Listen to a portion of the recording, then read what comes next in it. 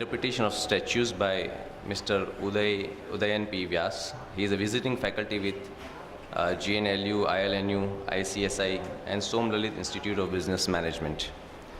He is very versatile as a lawyer, and as a professor teaching the subject, he has been more versatile as I have known him personally. As a prelude to the interpretation of the statutes,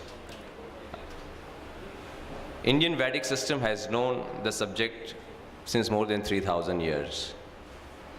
And the first rule of interpretation, to my memory that it comes, is Mimamsa rules of interpretation, which was used to interpret Vedas, and the Jaimini Sutra. These were the oldest system of interpretations known to Indian, but since all of us are Sanskrit illiterates, it is forgotten. And now the system of interpretation that we employ in the court is Maxwell's gift. It is the English system of interpretation. I'd like to read a small extract from the speech of Justice B.N. Shree Krishna on the interpretation of statutes, which has a historical background to it. He says like this: three broad schools of Indian philosophy need to be noticed. Each has developed highly refined theories of knowledge transmission, which should be relevant to our discussion. The theories developed were interdisciplinary, but with convergence of the principle of Vyakaran, in the bracket grammar, Mimamsa, exegesis, and Nyaya, logic, each enriching the others by cross-fertilization in ideas and concepts. In fact, these three are respectively described as Shastras of Pada, Vakya, and Pramana. Pada comprises the theories of grammarians with regards to semantics, etymology, construction of words, their meanings, and the rules of grammar. Vakya comprises construction of words in syntactical sentences and intricate rules for resolution of conflict or ambiguity in the sentences of text. Pramana consists of the rules of Indian system of logic, which determine the theoretical basis for validation of any kind of knowledge, including knowledge gained through words. There has been a very wide debate on inclusion of Mimamsa in interpretation of statutes, and Mimamsa rules of interpretation now, since the Maxwell's principles have settled in our jurisprudence. And those debates are there in their own place. I welcome Mr. Udayan P. Vyas to throw some light on the interpretation of statutes. I think a very loud applause will keep.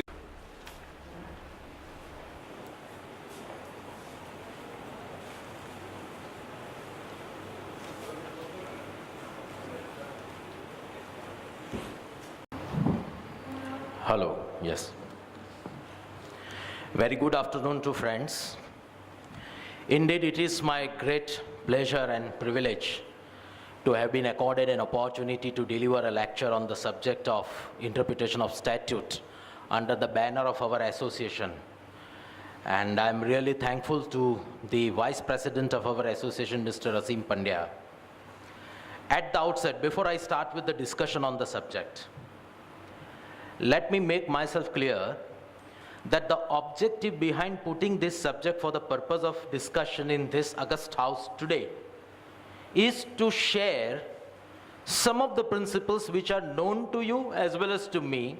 However, we have forgotten them on account of excessive burden of practice, or they have lost sight of on account of the fact that our next endeavor for the purpose of support of our argument is always to find out a judgment which deals with the topic exactly in our case.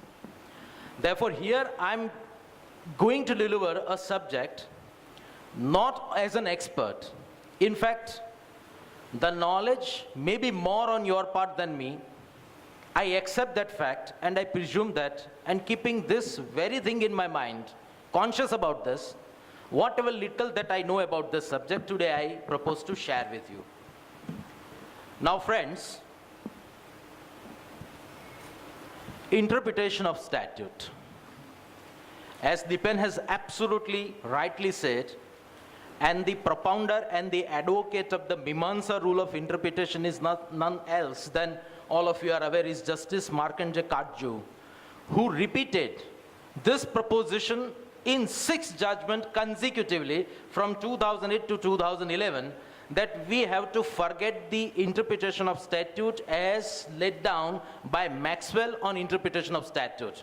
And in his last judgment in 2011, he has gone to the extent of saying that there is no provision in the Constitution of India which says that Maxwell on interpretation of statute has to be cited.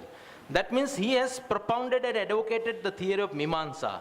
But nonetheless, the fact remains that the majority of decisions which has developed the law on the subject is based on Latin maxims and the principles which are propounded by the English courts and later on applied by the Indian courts, Supreme Court more particularly.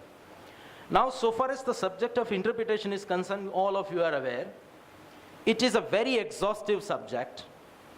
It is basically, if you want to divide, it is divided on two pillars. The first, the principles, and second pillar on which this subject is resting is aids to construction. Again, this is divided into two parts, internal aid to construction, external aid to construction. However, looking to the time that has been allocated and looking to the wideness of the subject, what I have decided today is to pick up few principles of interpretation of statute, which according to me would be very much useful for us in a day-to-day practice, and about which we are required to refresh our knowledge. Therefore, I am confining myself to the few principles on interpretation of statute. That does not eliminate any question at the end of the discussion on the other part also. I would encourage always that. Now friends, first the interpretation. What is it? Let me first of all go to the theoretical definition. The most accepted definition of the term interpretation is given by the Salmon. According to Salmon, interpretation is the process undertaken by the court for the purpose of ascertaining the meaning of the words used by the legislature expressed in the most authoritative form. I think this is the most exhaustive definition of all the definitions which have been defined by the various jurists. I am taking the last one first. The statutes which are expressed in the most authoritative form.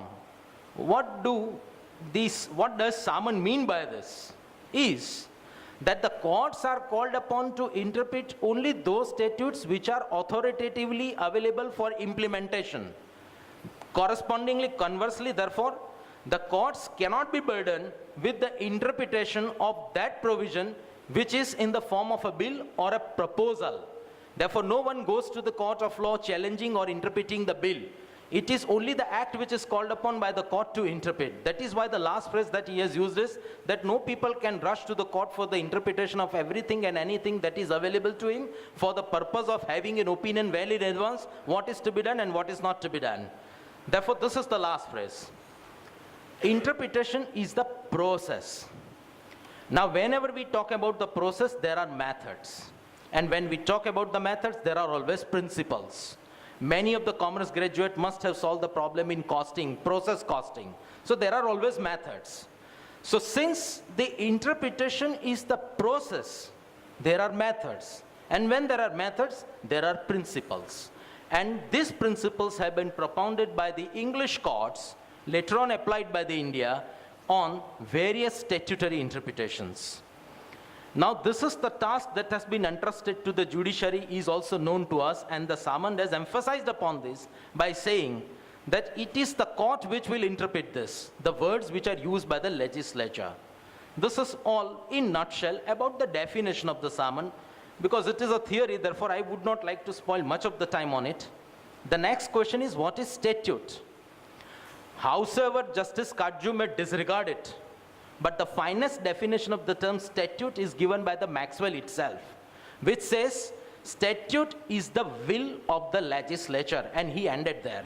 And in this definition, he conveyed almost everything, what could be regarded as a statute. Now, the subsequent question that may arise in our mind is that why do we need interpretation then? In order to illustrate that why do we need interpretation and then to connect it with the observation of Lord Denning, I may take a grassroots level example.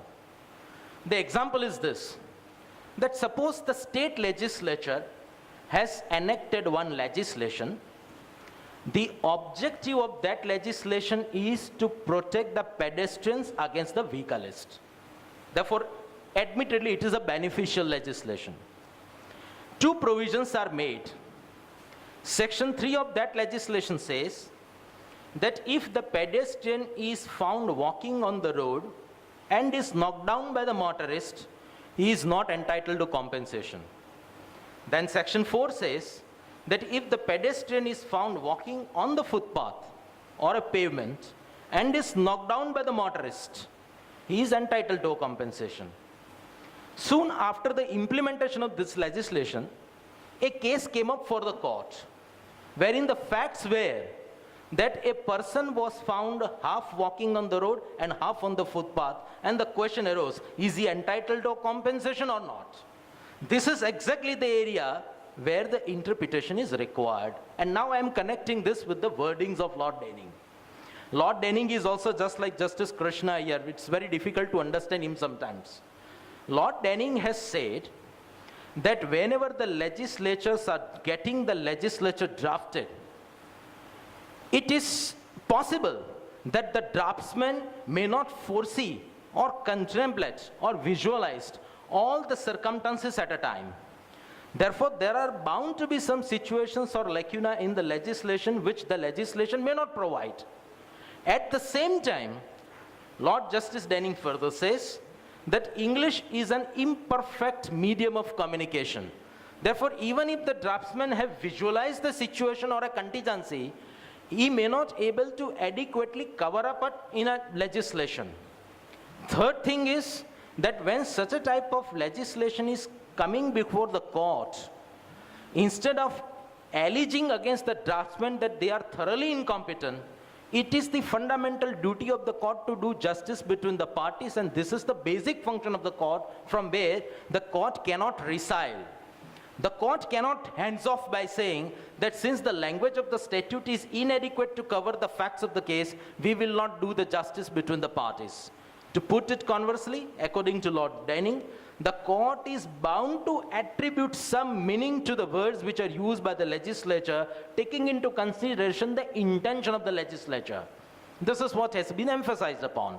And lastly, then he summed up the most popular phrase that the legislatures have already woven the legislature. What the court has to do is to iron out the creases. But this is the basic function. The court cannot resile, as I said earlier. And that is why we need interpretation. On the basis of this summary, the first principle which every court is bound to apply is known as primary rule of construction.